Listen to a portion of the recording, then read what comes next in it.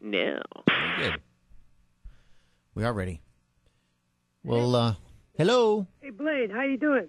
Hey, Jon Anderson. So very nice to hear from you. Cool.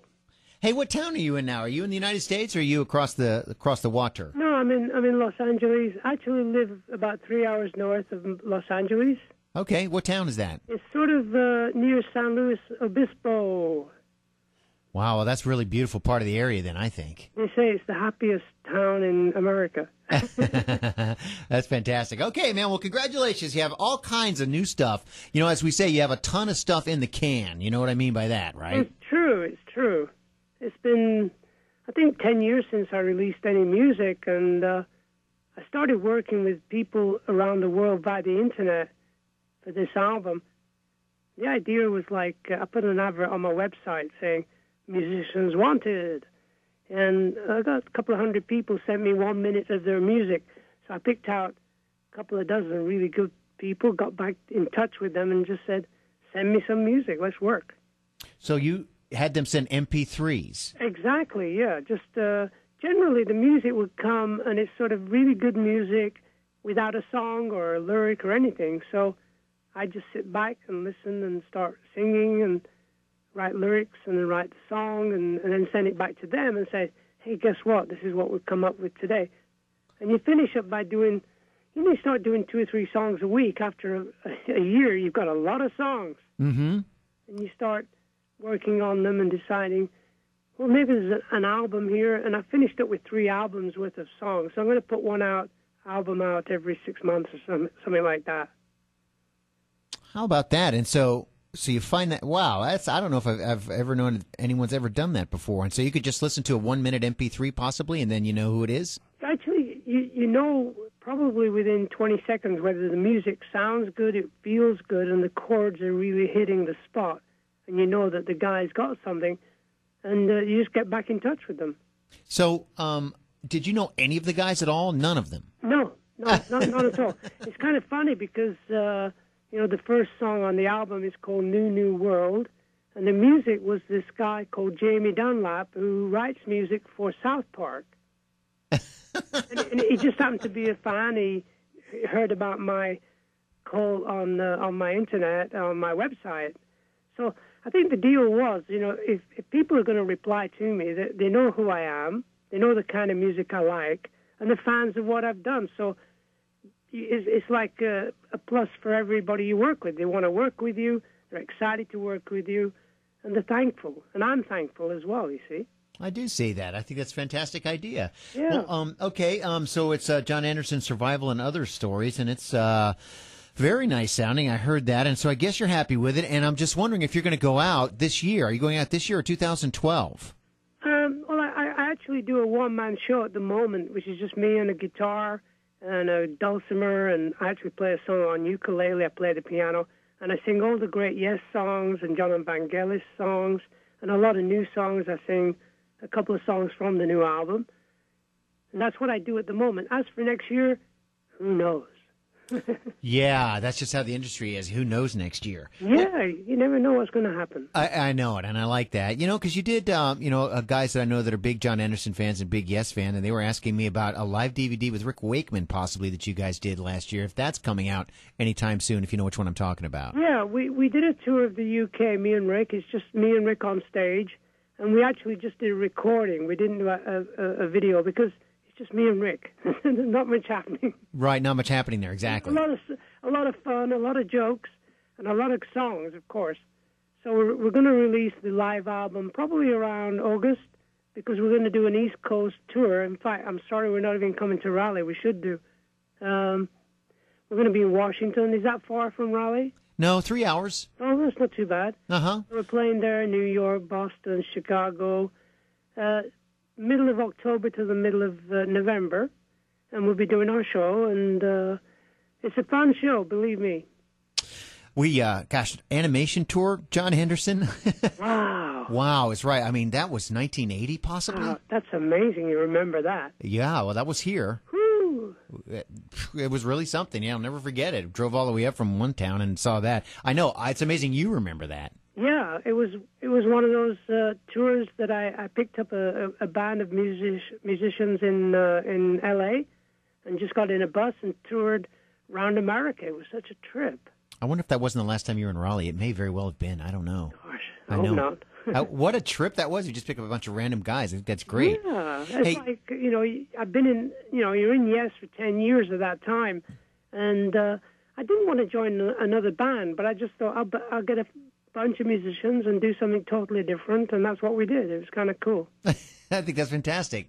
And, all my big Yes fanatics are telling me how you seem to be, well, you're talking more on stage now. A guy wanted me to ask you that. I mean, you used to just say, hey, what's up? But now you're talking a lot and you're funny and you're explaining songs and you're doing that on your solo tour now, I guess. I mean, is that true? Yeah.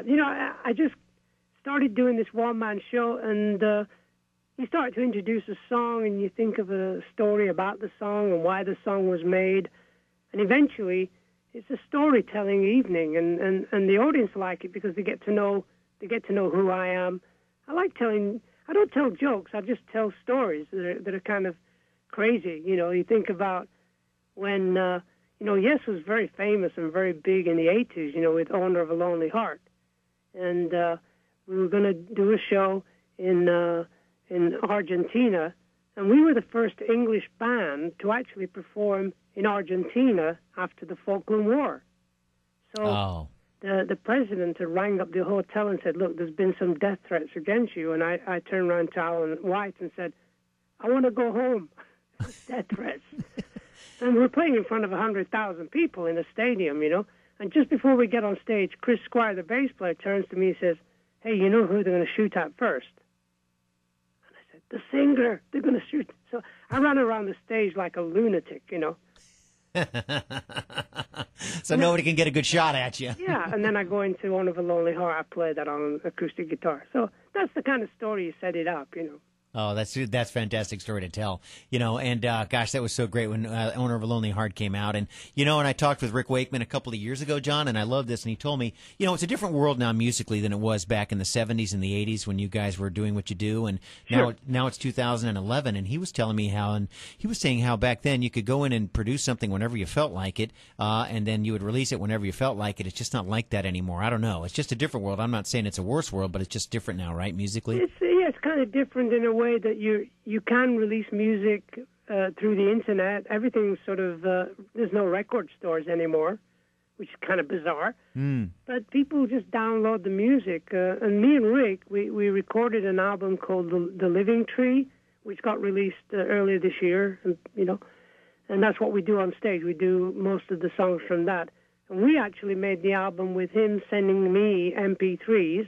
And I'd sing the song and send it back, and he'd mix it there in London. And I did all my singing when I was on tour, so I actually recorded the album on my laptop. I will be damned. It's kind of cool.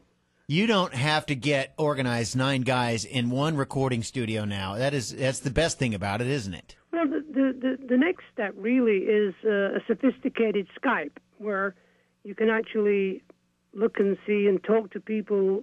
Have 3 or 4 people on your screen. You can have a guy in Brazil, a guy in London, a guy in New York, or a guy around the corner, and we'll be seeing each other on the screen. It's not ready yet, but you'll be able to say 1, 2, 3, 4, let's start playing, and everybody will be in time. And it's as though you're in the same room, basically. So we're going to be working in the sort of world studio very soon, and that, in a sense, is bringing the world closer. So that this sort of oneness of being on this planet is all coming together through the internet. It's kind of amazing times. It's a very small world now, isn't it? Gosh, yeah. And I think the music will really become more adventurous. There's always that danger that when, all it's down to is what's on the radio, what's pop music and what's commercial, and that's all the music that's really happening. And that's not the truth. Pop music and commercial music is only maybe 10% of music. There's great music out there which is very different, very adventurous, and there's a lot of young kids who are so damn good musically as well. Because I've been touring with the School of Rock, which is you get these bunch of kids together. Kids, you call them teenagers, Right. And you get together with them and you go on the road. I've been doing it for the last 7 or 8 years. These young people, they just love the classic Beatles songs, Yes songs, Zeppelin, Nirvana, What's Happening Now, Foo Fighters, and all that kind of stuff. And they can play anything. Mm-hmm. And these are like 13, 14, 15-year-old kids. It's unbelievable. Do they generally gravitate towards the classic rock, John, do you think? Yeah.